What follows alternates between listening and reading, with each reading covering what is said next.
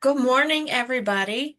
My Hmm. name's Erica Baylor. I'm one of three Adult Protective Services supervisors, and Carlene, who's going to be presenting with me, is another one of the APS supervisors. And Denise Bruskin-Gambrell, she wasn't available this morning, is our third APS supervisor. We have three teams. They mostly consist of clinical social workers, and we have a couple of nurses, thank goodness, because we definitely need them to help out with some of our more medically complex clientele. So if you have any questions, put them in the chat or save it till the end. I think that'll work better because we'll leave some time for question and answers. We just ask that you not bring up specific things about a person just for confidentiality. And if you do have questions, we're going to give you our contact information at the end if there's something you want to discuss in that manner. All right. All right. So, what is Adult Protective Services? So, we are a social service program. We're mandated by the state of Maryland. We serve older adults and adults with disabilities who are in need of assistance. Our social workers investigate cases of physical and sexual abuse, neglect, that can be neglect by somebody else or self-neglect, and financial exploitation. We work very closely with a variety of professionals such as physicians, nurses, nurse practitioners, definitely paramedics, firefighters, and the police department. What we do is we help seniors and adults with disabilities to live as independently as possible and offer resources and services as appropriate. So some of these folks face abuse or neglect by others, and they need us to advocate for maybe a change in their, living system or their support system.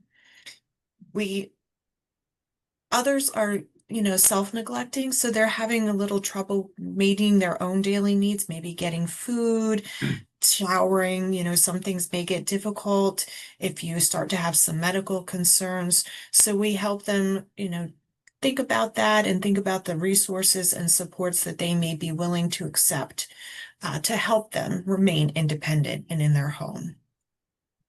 We assess each individual's unique needs and then develop a service plan for them to maintain their safety and health and independence. So this is a voluntary program, so the adult has to want us to be a part of that planning process. So when do you make a report to Adult Protective Services? So if one of those allegations is present, and we're going to define vulnerability and the allegations in a minute. So if there's an allegation present, a concern present, and the person is considered a vulnerable adult, you would make the APS referral.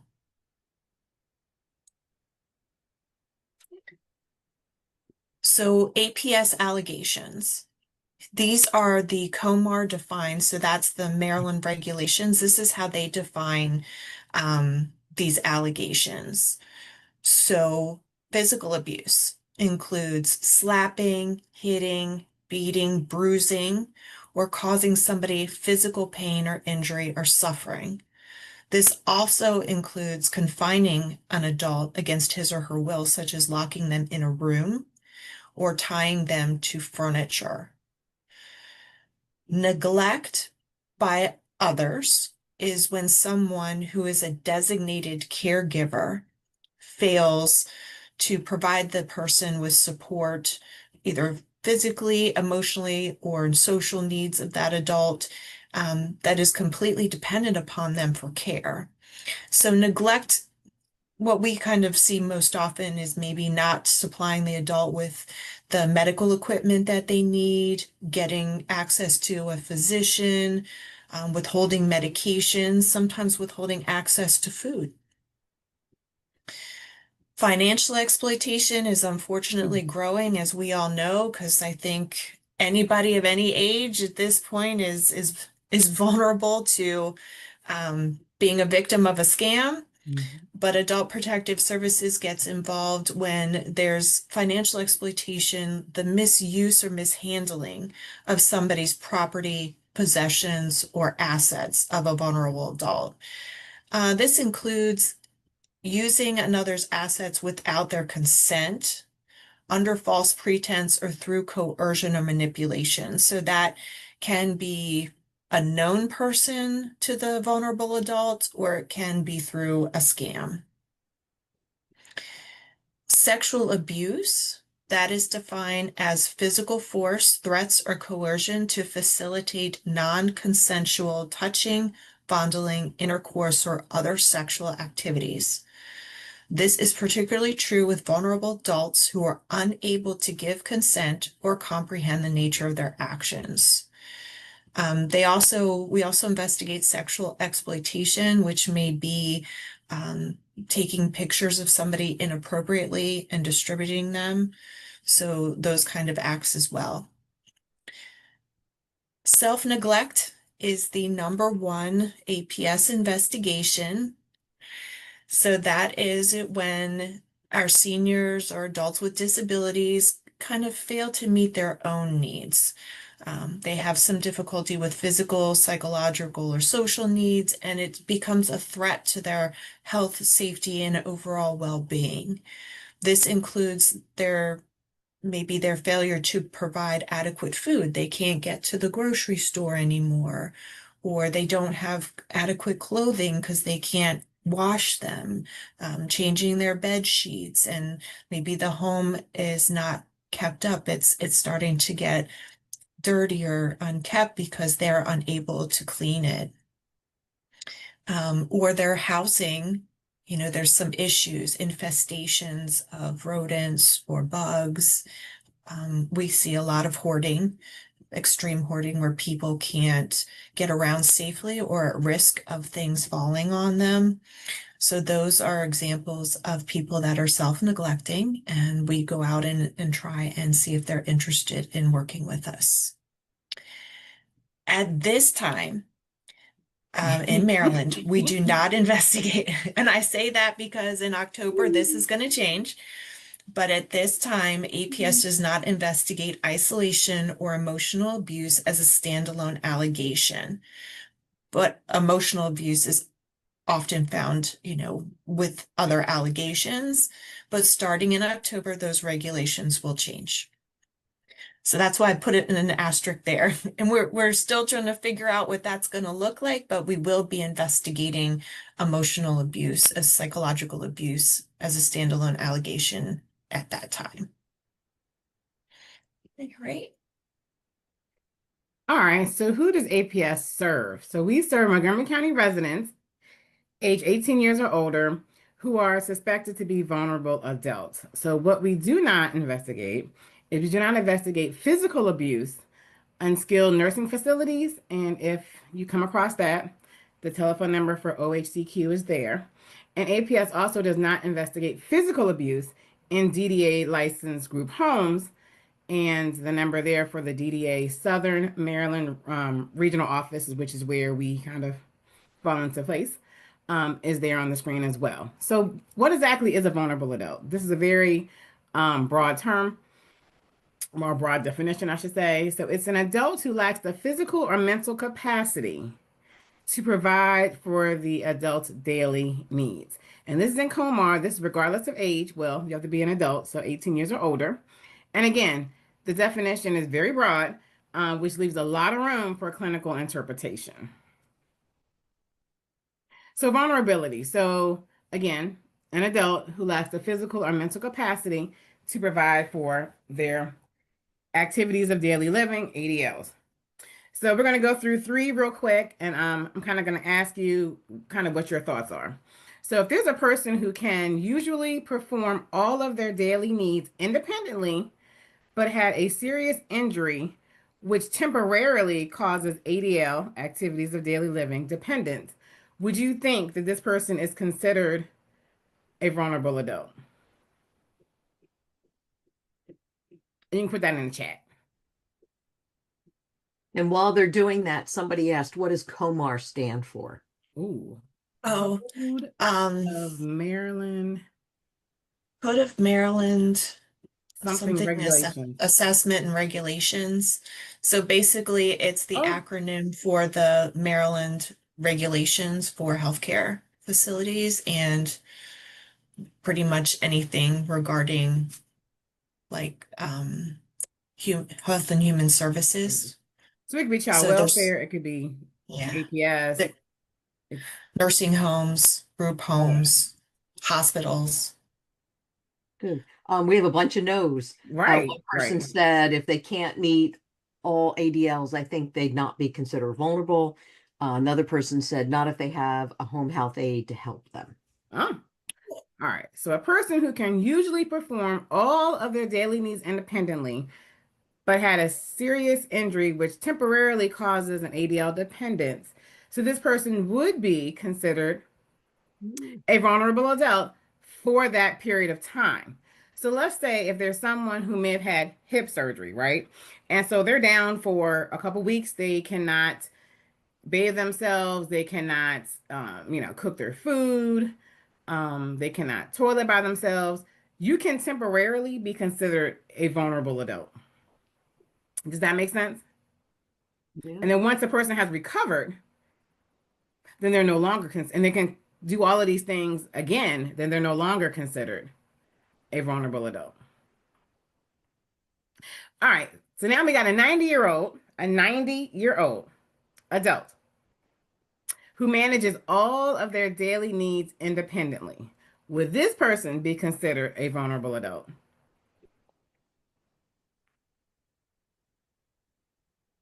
Well, we got a bunch of no's already.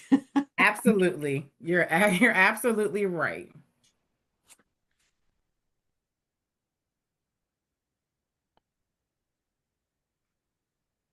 So just because you're 90 years old does not mean that you are a vulnerable adult.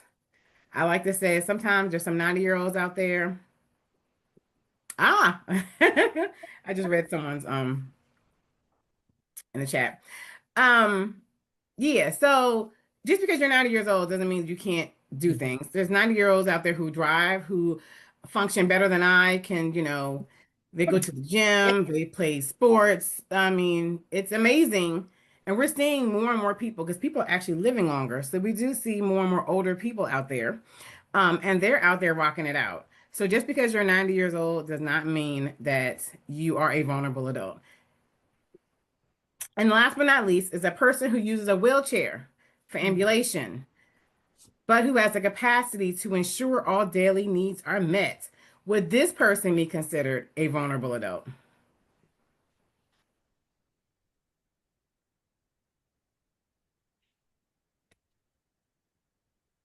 So we've got two yeses and a couple no's. Okay. One is I think so.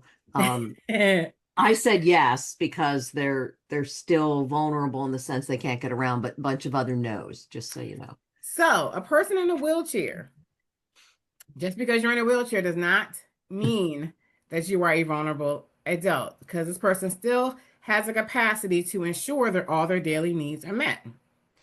Because I kind of like to think about it, because every person who's in a wheelchair is not a vulnerable adult, especially if they're able to maintain their ADL. So they might be able to transfer from that wheelchair.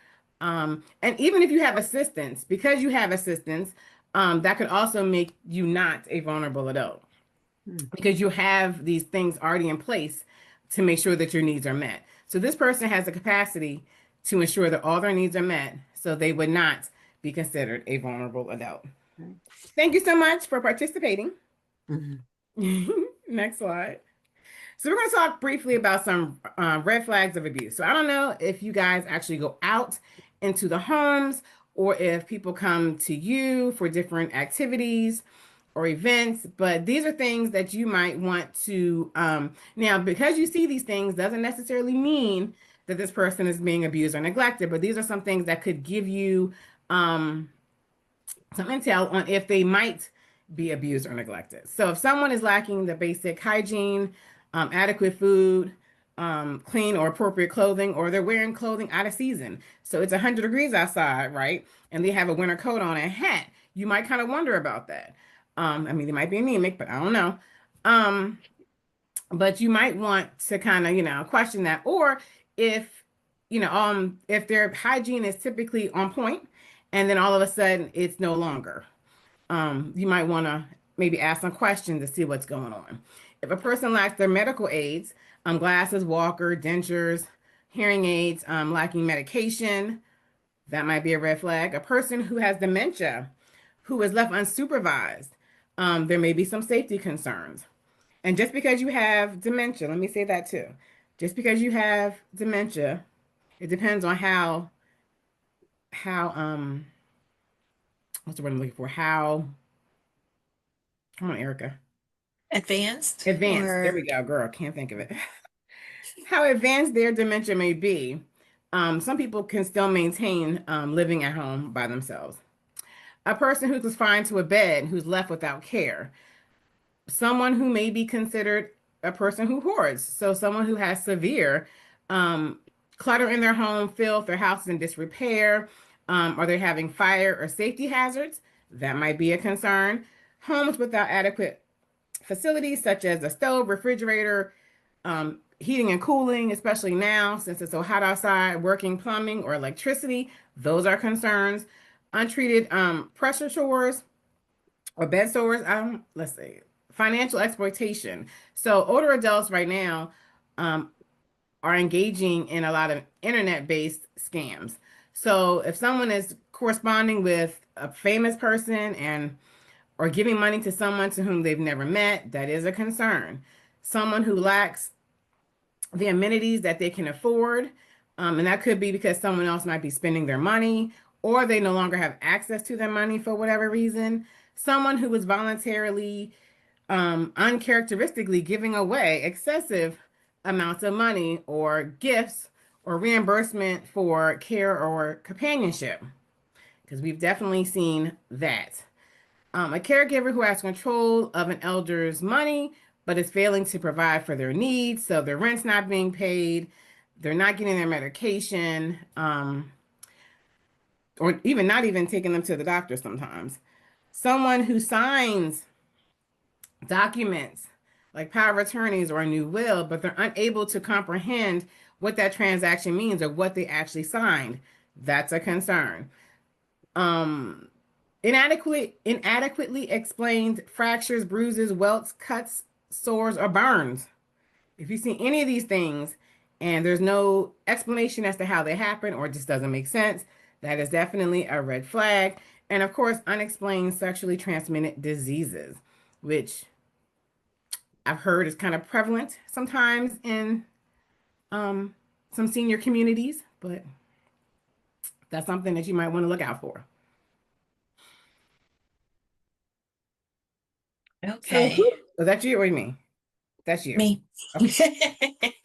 Who can make a report to APS? So there are mandated reporters, like a health practitioner, police officers, human service workers, social workers, teachers. They're all mandated reporters. Anybody who examines, attends, or treats an alleged vulnerable adult and has a reason to believe that the adult has been subjected to abuse, neglect, self-neglect, or exploitation shall notify the local Department of Social Services, and that's the law. An individual who has a reason to believe that there's an alleged vulnerable adult that's being subjected to those allegations can file or may file a report to the local Department of Social Services. They are not considered a mandated reporter, but we're open, absolutely open to talking with people and hearing what their concerns are and kind of helping them work through whether or not this person would meet the criteria for Adult Protective Services investigation. How to make an APS report. So I've been working with our adult services intake team for a little while, and they wanted me to emphasize how important this is when you call, because these are the questions that they're going to ask you. These are the things that we need to know, and the more information that you're able to provide to intake, the better that we're able to serve you and also determine whether or not we can open up a case. Because sometimes we don't have enough information and we can't open up a case because we don't have enough information to do so. So it's really important that before you call us, you gather the demographics. So we need the person's address, we need a phone number for them or a way to contact them, and a date of birth if you have it, or maybe you just know how old they are, which is helpful. Indicators of what makes them vulnerable. What are you seeing? So just let us know what you're seeing that's concerning. Like Carlene said, they used to be on point with their hygiene, and now all of a sudden they have an odor, or, they're very disheveled looking. They're, not able to get into the shower. Those kind of things that you're noticing, or you're noticing that there's a significant lack of food, they're losing weight, those kind of things. If there's abuse going on or exploitation, what are the indicators that you're seeing? Are you seeing some bruising? Have you been a witness to maybe a family member who's very short-tempered with the older adult?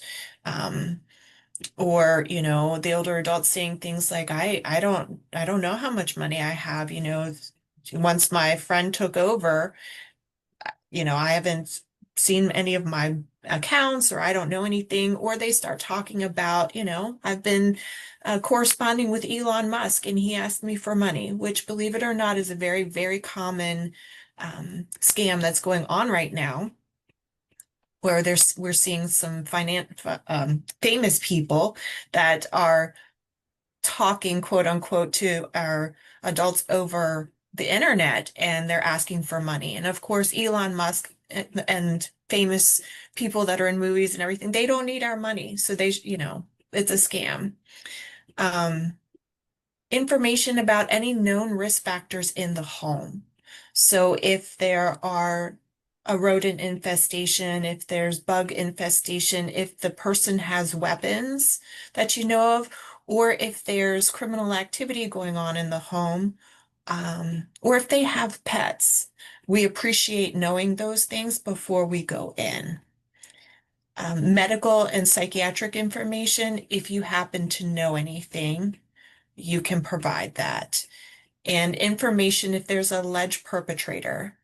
Does the person live in the home with them that's, potentially mistreating the older adult?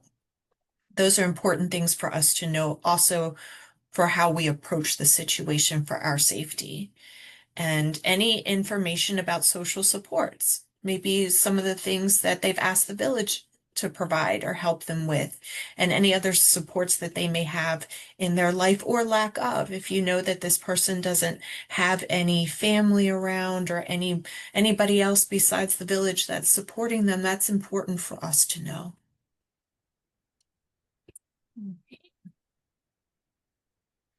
All right, confidentiality. So referral sources are assumed to be anonymous unless otherwise specified by the referral source. So, if you make a referral and we cannot confirm or deny who made the report. However, sometimes, depending on what the report is about, people are pretty smart and they can figure out if you were the last person who may have came into their home to see certain things, and all of a sudden now there's an APS worker at their door, then they may assume, and rightfully assume, that it was you that made the report. However, we cannot confirm or deny who made the report. Unless you say, because sometimes we'll actually work with the reporting source to have access to this person. And so sometimes they have no problem letting the client know that they were the ones who made the report. So if you're calling to make a report, you will be informed by the adult services intake worker whether or not the case has been assigned to an investigator or not. So if you call back and you're requesting information about an open case, no information can be shared by the adult services intake. And actually, the investigator, in most cases, can't share information either unless the person has given permission or if it's for purposes of safety planning. Um, and also, really, it's primarily for confidentiality because we can't share. So, which is kind of frustrating because sometimes reporting sources want to know what happened. And sometimes we can't really share that information. And as that's the next one. So APS investigators can share very limited information if it directly um, impacts the creating a plan of care. So I know that sucks, but we can't Oh, always. wait, Carlene, before you go on, Mary Ann, if you unmute yourself, did you have your hand raised for a question?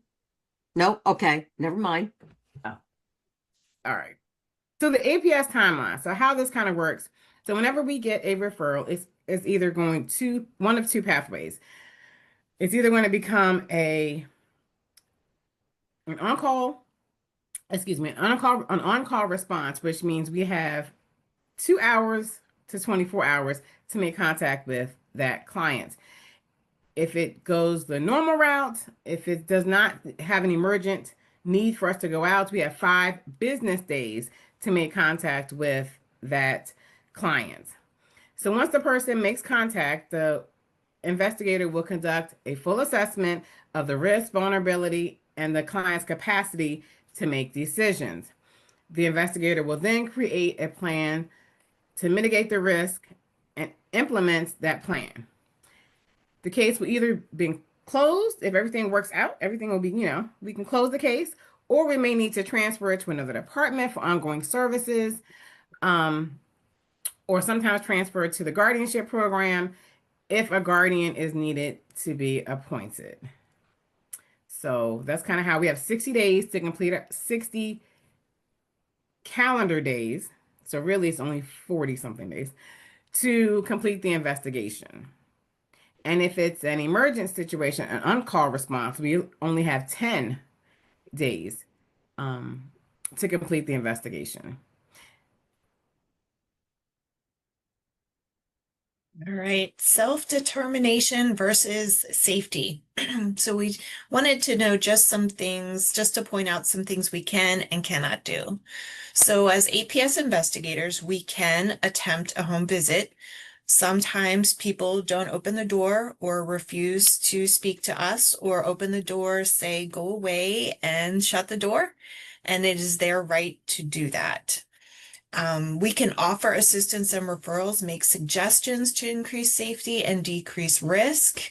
And sometimes we do that if they don't want to see us in person. We can do it over the phone. We can do it by mail. There are other ways to do it if they don't wish to have an in-person contact with us. We can assist a client in locating a higher level of care, either with their permission or the permission of their power of attorney and guardian. We can assist them in locating resources to increase their medical compliance. Transportation is always a big one that, getting to your doctor's appointments sometimes is a bit hard. So transportation resources are critical. Medication organizers, those kind of things. Things that APS investigators cannot do. We cannot enter a person's home without their permission. We're not law enforcement. We don't have that ability to do that. So if they say no, then, that's their answer. So we cannot force them to comply with Adult Protective Services recommendations. We can suggest to people, you should really go and consult with a specialist or see this doctor, you're having some memory loss or whatever the concern is. And families often get upset because we can't force somebody to take their medication or to use the resources that we've provided. We cannot force them to move to a higher level of care against their will. These are all adults by law, so they have the right to make that decision until a court decides that they do not have that right anymore. And we do not force people to comply with medical orders, appointments, and like I said, taking medication. We cannot force people to do that. All right. So that leads us into guardianship. which is we have a guardianship unit.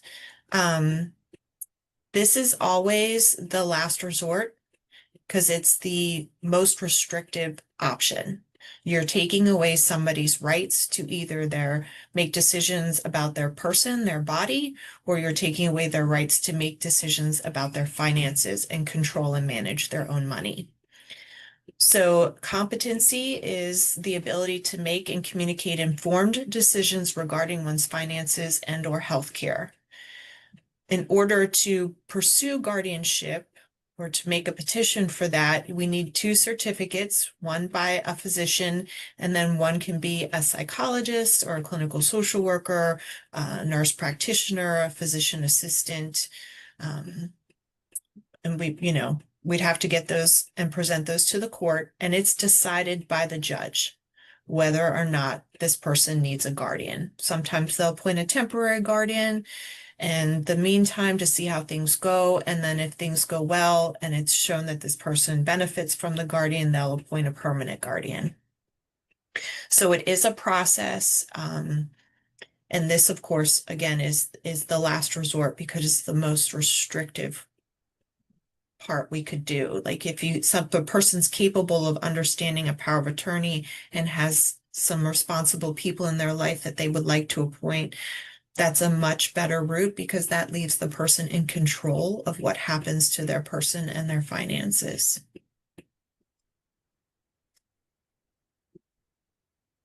That's me. So what if the person does not meet APS criteria but still needs assistance? So of course, you can always call the hotline, and you can always ask the intake worker for other suggestions, right? So sometimes, like I said, they don't meet criteria for an APS investigation, but the intake workers are quite savvy and they know about all majority of the resources out in the community. So sometimes they're able to connect you with what you need, and you may not need an APS investigation.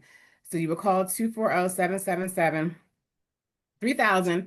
to get information about voluntary services and programs. And you also can continue to support that person and provide assistance to them if you are willing and able, to the extent in which the person will accept your help, even if sometimes it's only just to check on them, because sometimes people are really concerned, but it doesn't rise to the level of an APS investigation. But at least if you're there to check on them, you can maybe see if things elevate to the point where APS may need to get involved. So if the situation, if the person ends up declining, please call the hotline again if the situation changes. Because sometimes, if you call and it doesn't meet now, it might meet later, if that makes sense. All right. So there's there's assessment, APS, and care management services. So there's the ADRU, which is actually the number, the 3000 number that I mentioned earlier. And so they're the resource unit. So they really have all the resources out in the community. They will connect you to wherever would better benefit this person. So it's senior information and assistance, simple assistance, small things, disability information, outreach, medical assistance, CFC, waiver referrals. They kind of handle that kind of stuff. But they deal services intake, which there's 3 numbers listed. So there's multiple ways to get in touch with us. The 3000 number actually goes through ADRU first. And if they're able to provide you with resources, they'll do that. But if they hear something that may indicate that this may be more appropriate for an APS investigation, they will transfer it to the APS intake unit. And of course, we screen for APS. We also screen for other voluntary services, such as an AIRS evaluation, IHOS, which is in-home aid services, adult foster care, senior care, SSTA case management, and public guardianship. And of course, there's eligibility for each program, which they were able to kind of walk you through to see if the person's even eligible for some of these voluntary services. Okay. And then I put this slide in because I just wanted you all to have it and know that we all work together. So, Adult Protective Services, we work with the police department often, and we work with detectives, especially in the financial crimes unit. We work with the elder and vulnerable adult abuse section. We work with the state's attorney's office. Mhm. So, sometimes our part may not be pretty significant if the adult isn't completely vulnerable or there's things in place, but then the police, if there's a criminal act, they're going to take over and pursue looking into that along with the state's attorney's office. So we all work together. And this slide kind of demonstrates that. The crisis center, our after hours calls go right to the crisis center. So if you're calling our main number, you're calling the hotline, they're going to go to the crisis center, and a crisis center worker is going to get the information and contact the Adult Protective Services worker and supervisor on call, and we'll determine whether or not that's an emergency or if it's just going to wait until we open the next business day. And consumer protection. We work a lot with them as well, and they go out and give, similar presentations to different groups about financial exploitation and some of the scams and things that they see. Like they particularly are interested in what we call a woodchucking scam, where somebody comes to your home and says they're going to provide a service like cut down a tree, and then all of a sudden you need every tree on your property cut down because there's this huge infestation and they're charging you a significant amount of money to do this, and they're taking advantage of somebody. So they come into play with those kind of scams. So I just wanted you all to have everybody's number because we each do something a little bit different, but there are pieces where we definitely overlap and work together. And then that's it. This is our contact information for Carlene, Denise, and I. So we wanted you to have that as well in case you have some questions. You can feel free to email us and we can set up a time to talk. So are there any questions that you all have for us? Is there I anything have in the one. chat?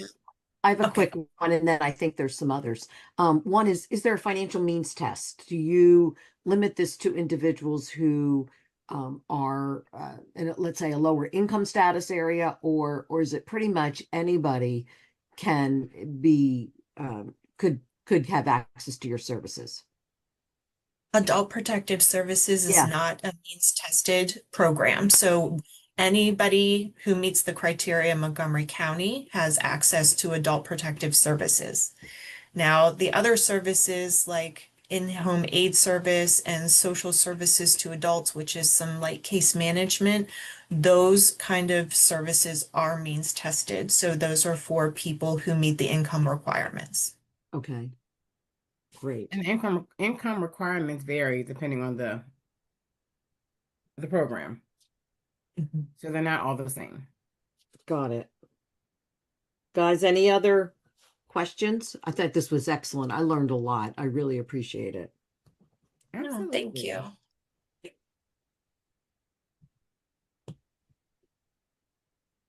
Michael, any other? Actually, I have a question for any of the village leaders. If you feel like, do you all ever get sort of referrals in the reverse from like an older adult might have gone through the APS process, and that what they realize they need is maybe, it's not protection, or if it is, but anyway, that where they may be outreach to you to say, hey, really all this person needs is a bit of, yard upkeep or something, and a village could provide that. So I was wondering if any village leaders here on the call today have ever experienced where the county process, the county offices on aging or APS have ever kind of worked with the village to say, hey, how can we support this person in our neighborhood?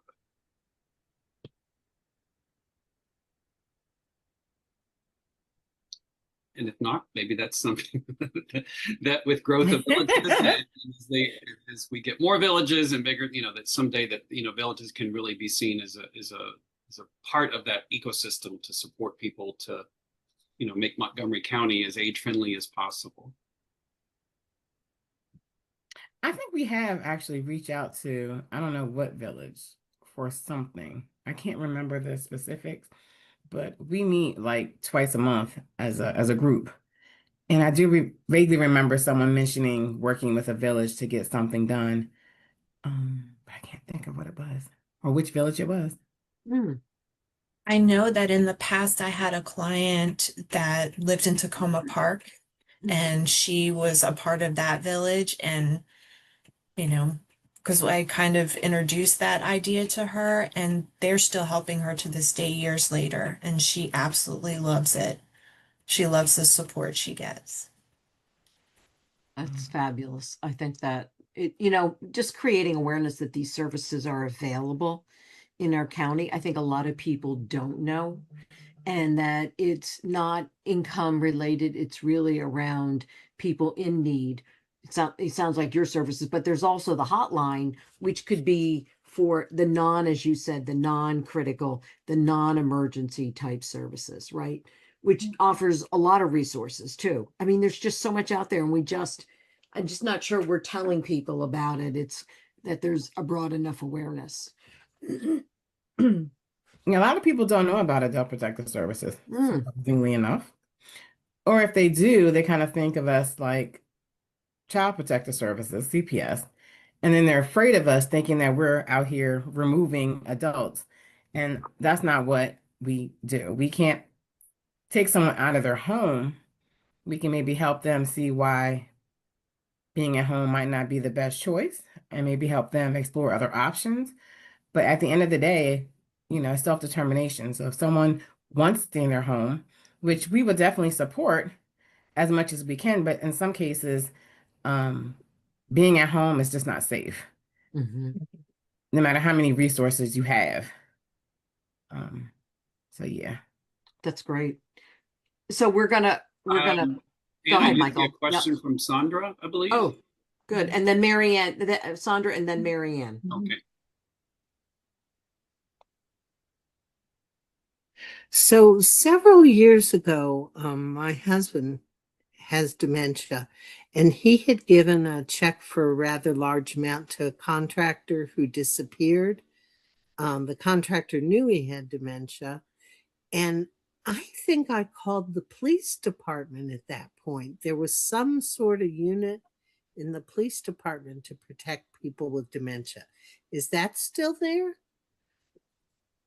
Yes, so we do have the financial crimes unit in the police department where there are detectives that will investigate. And there's also an Alzheimer's and autism group in the police department, and they provide community education and support to caregivers who are taking care of folks with Alzheimer's and adults with autism and intellectual disabilities. And they provide support, they provide resources, they kind of provide an education on, if you have somebody that has the potential to wander perhaps and may get lost, how to protect them, how to notify neighbors to support them. So they're also a great resource, that unit in the police department. They're amazing. So you said it was the financial affairs department? There's the Financial crimes. financial crimes. So it's Crimes. for Okay. older adults and vulnerable adults that may have been exploited. Okay. But consumer Thank you. protection might have also helped as well Yes. in that situation. Yeah. Mhm. I mean, they even took us to court. They helped us get the money back. I mean, they Oh, were okay. amazing. That's But awesome. I think it was probably that financial crimes department. Mhm. That's awesome. Great question, Sandra. Marianne, you had your hand raised. Yes, so hopefully I'll phrase this correctly.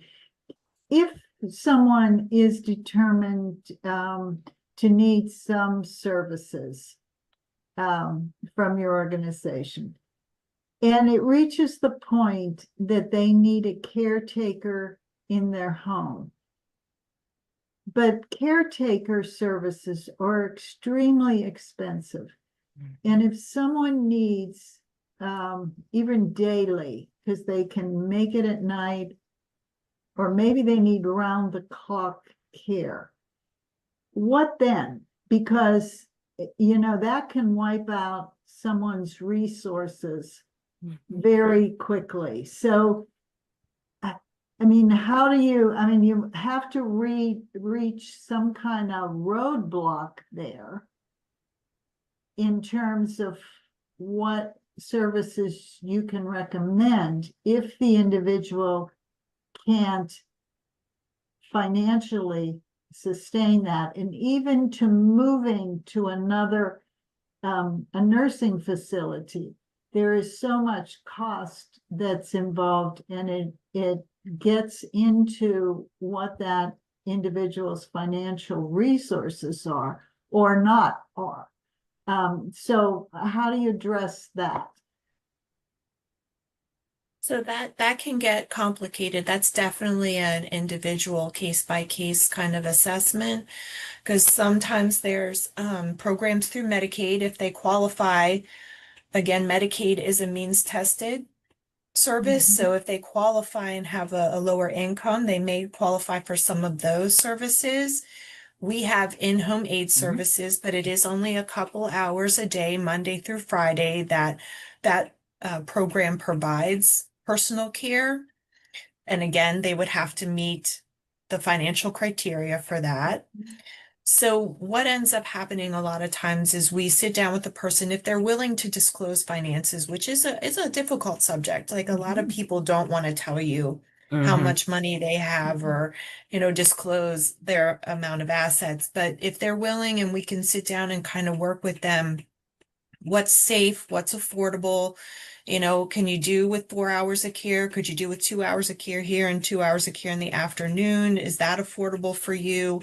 Or do we need to look at a group home, which is often cheaper than a larger assisted living facility? See if that's an affordable option and see if maybe they would qualify for adult foster care.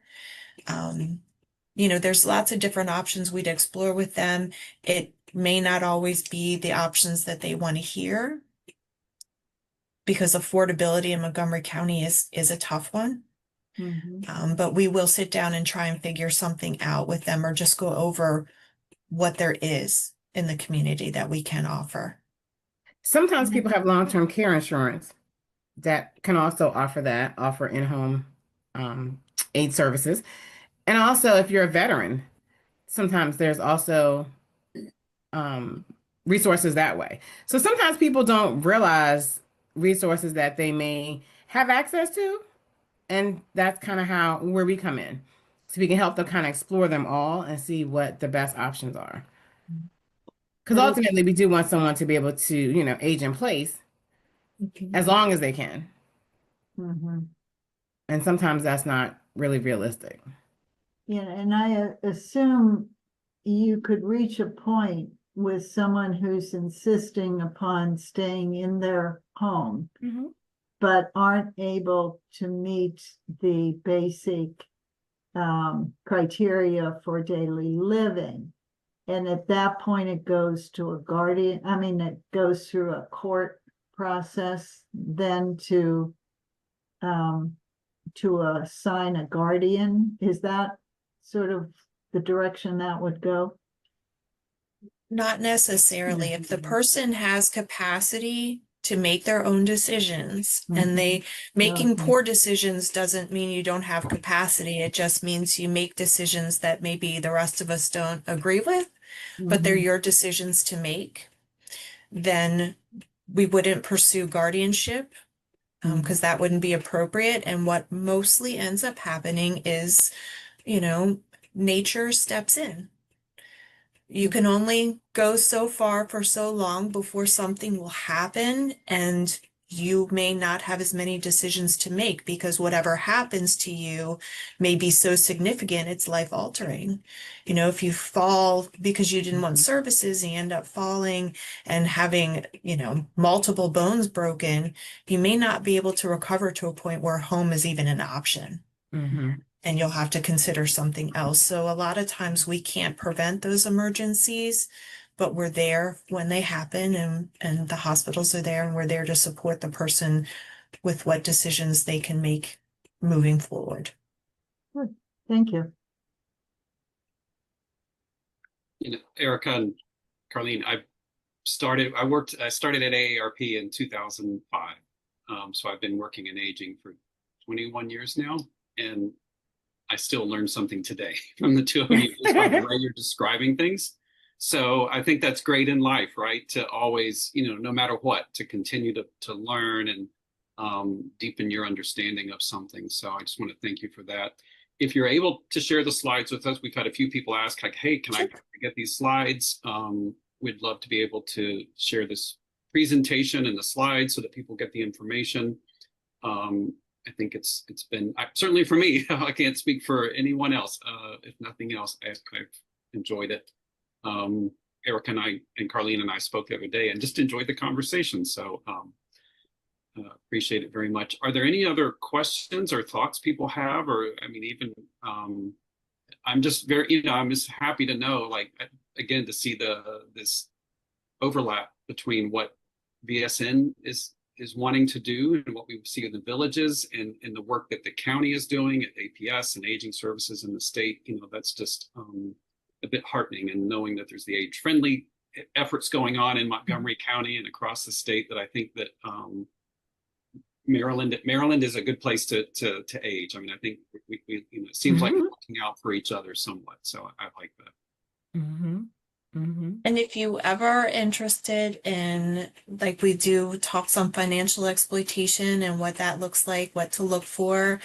I also have a great contact in the police department. His name is Walter Housen, and he's amazing. And that's, you know, what he did as a career. And now he's a volunteer, and he does talks on financial exploitation and education. And every time he talks, I learn something new, especially about the technology piece of how that all works. You know, we'd be happy to present that, because that's not also for the people that you're working with, but it's also for yourself to learn what to look for and what to watch out for. Yeah. Well, as another hat I wear, I'm a Keeping Seniors Safe volunteer as well.